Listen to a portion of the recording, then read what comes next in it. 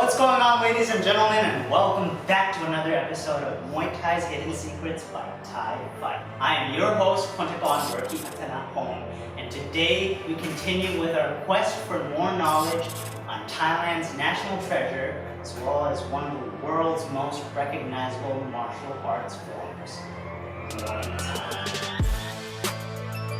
Last episode, we discussed the fundamental moves in Muay Thai, which include the Luke Mai Muay Thai and the Man Mai Muay Thai. However, these sets of moves are rooted from the ancient form of the sport called Muay Boran.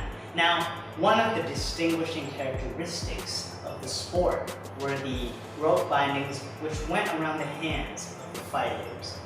This was called Muay Kat Chua, which was a term synonymously used with Muay Boran. Back in ancient times, Muay Boran was the hand-to-hand combat aspect of training for the Siamese soldiers. It actually consisted of more than just the stand-up striking that we see today in modern Muay Thai. It consisted of ground fighting techniques and grappling techniques. It also allowed for, wait for it, the headbutt. So one could even go as far as to say that Muay Boran was the Southeast Asian variant of historical mixed martial art. After all, Muay Boran was developed for self-defense and for use in military warfare. So there was very little doubt that it would be used when there came time for war.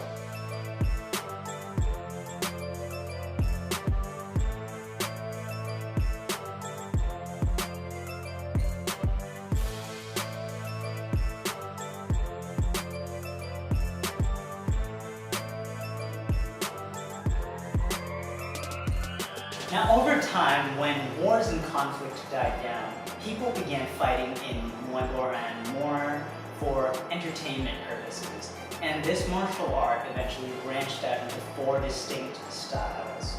There was Muay Chaya, Muay Korat, Muay Lokuri, and Muay Thai. And each of these 4 styles had their own distinct characteristics and their own lethal techniques. Take the Muay Chaya style, for example.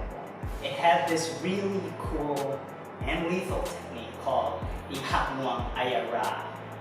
However, with the emergence of contemporary Muay Thai, which is basically the Muay Thai that we all know today, emerging in around 1920, Muay Boran slowly went into a decline and has been driven into near extinction. And as a result, some of those moves and techniques, which are actually quite aesthetically pleasing, have also vanished with it. However, Muay Boran can still be witnessed in the form of exhibitions and cultural performances. So here are some Muay Boran techniques no longer practiced by today's fighters. The Hanuman Thawai Wang. Literally translated, this move means the Monkey King Hanuman presents the ring. This move is also part of the advanced Luke Mai Muay Thai. Essentially, it's a double uppercut. Sounds pretty cool, right?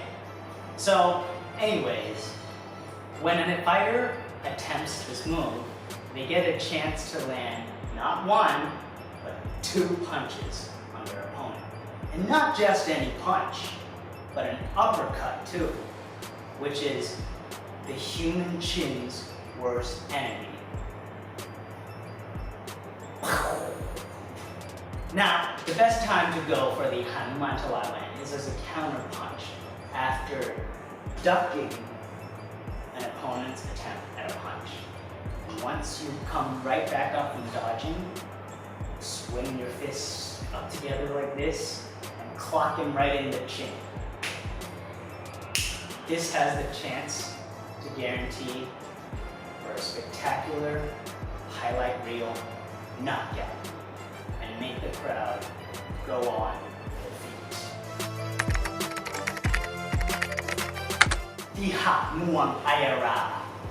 Literally translated, this move means breaking the elephant's trunk, which actually makes no sense because an elephant's trunk doesn't really have bones, does it? I don't know. But anyways, if more fighters would actually perform this move, if more trainers would actually teach their fighters this move, we would actually be witnessing one of the greatest game changers in Muay Thai history. It would actually be one of the greatest techniques to countering a kick. Like, no lie. The Hatmong is actually, simply put, an elbow to the thigh. So the performer of the Hatmong catches an opponent's kick like this, so pretend this is the leg, and just raises the leg up a little bit, alright? Just high enough. So the opponent's thigh is close enough in elbowing range, lifts his elbow up, and smashes it down onto the thigh, just to throw off his opponent. Now, with a move like that, you're gonna be asking, well, wait, no. A move like that's gotta be illegal, right? Because he's trying to break his leg. Wrong. It is not illegal because, well, the elbow is actually targeting the thigh, which is one of the more muscular parts of the leg. There is no attempt at breaking any bones or joints here.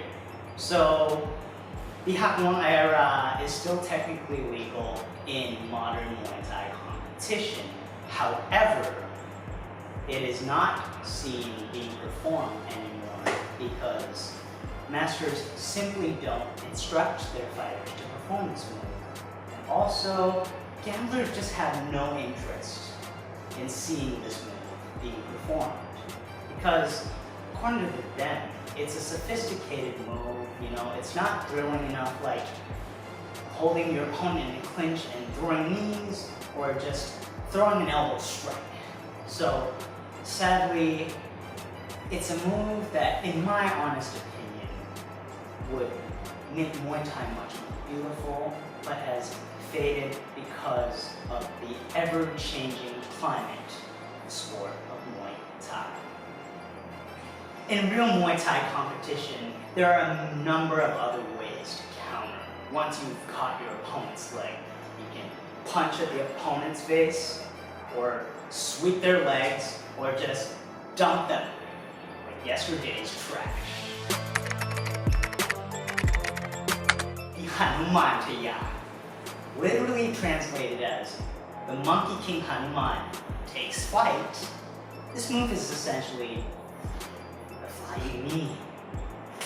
Now, this move has also been popularized in other combat sports, such as kickboxing and mixed martial arts.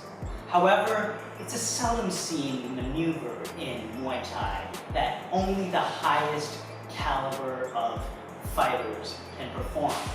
However, it's been seen being performed several times here at THAIFIGHT events. And all I can say is that those of you who've seen it are blessed to have witnessed such high-class Muay Thai striking. It's also regarded as an advanced maneuver that only the highest caliber of Muay Thai fighters can perform. However, the Hanuman has been seen here at THAIFIGHT events several times. And all I can say is that those of you who've actually seen it are blessed to have witnessed such high caliber Muay Thai striking. After all, it's not very often that you get to see a Muay Thai fighter go airborne, just take to the sky, like Hanuman, as the name suggests, and try to hit their opponent in the face or chin with their knee. It's a very aesthetically pleasing maneuver, and if it lands, it's guaranteed to make the crowd go wild. So it can only mean trouble for the opponent as well once the Hanuman lands. I mean, a knee to the jaw, it's the equivalent of an uppercut, no lie. Now, despite all the changes that it's undergone, there's no denying that Muay Thai is still one of the most intense and exciting stand-up striking sports in the world. And also, Muay Thai is not completely gone.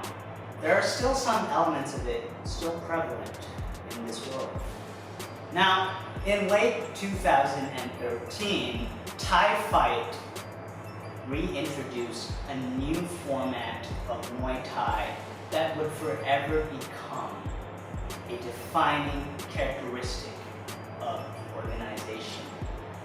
THAIFIGHT Kat Chua, which saw the promotions fighters trading in their boxing gloves for ropes.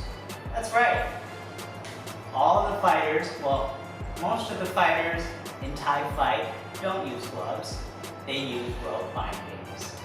And as a result of that, the organization has seen an unprecedented number of knockouts ever since.